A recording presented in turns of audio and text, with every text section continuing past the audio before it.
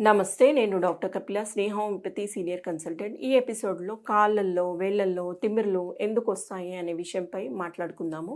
సాధారణంగా తిమ్మిర్లనేవి vitamin B12 deficiency వల్ల ఆహార పోషకాల్లో బి12 ఆకుకూరల్లో ఎక్కువ మోతాదులో ఉంటుంది. డ్రై ఫ్రూట్స్‌లలో ఎక్కువ మోతాదులో ఉంటుంది.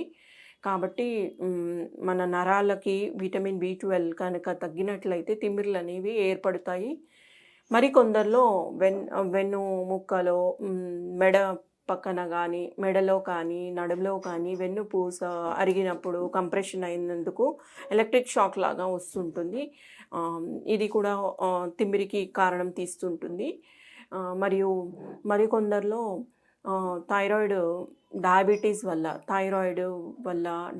వల్ల షుగర్ ఉన్న వారిలో మంటలతో పాటు తిమ్మిర్లనేవి సాధారణ కారణాలు.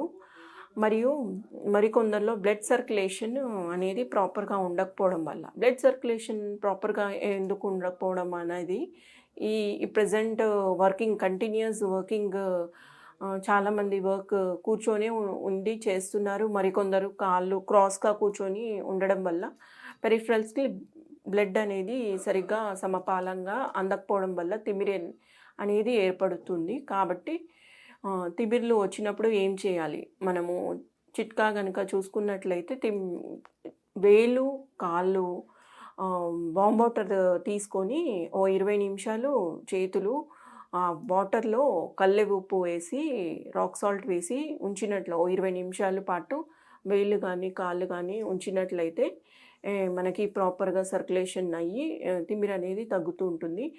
మరియు ఆకుకూరలు ఎక్కువ వాడకము, గ్రీన్స్ అనేవి ఎక్కువ తీసుకోవాలి. డ్రై ఫ్రూట్స్ కూడా ఎక్కువ తీసుకోవాలి.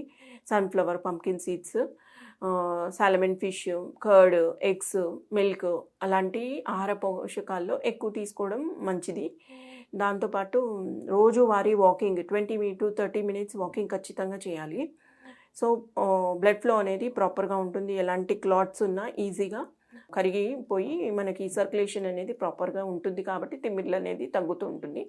ఇక మన హోమియోపతి ట్రీట్మెంట్‌లో తిమ్మిర్లు కనుక వచ్చినట్లయితే ఆల్ఫాల్ఫా, హైపరికమ్ కానీ, కాలిఫాస్ కానీ అలాంటి మెడిసిన్స్‌తో పాటు కాన్స్టిట్యూషనల్ మెడిసిన్ ఇవ్వడం జరుగుతుంది. ధన్యవాదాలు.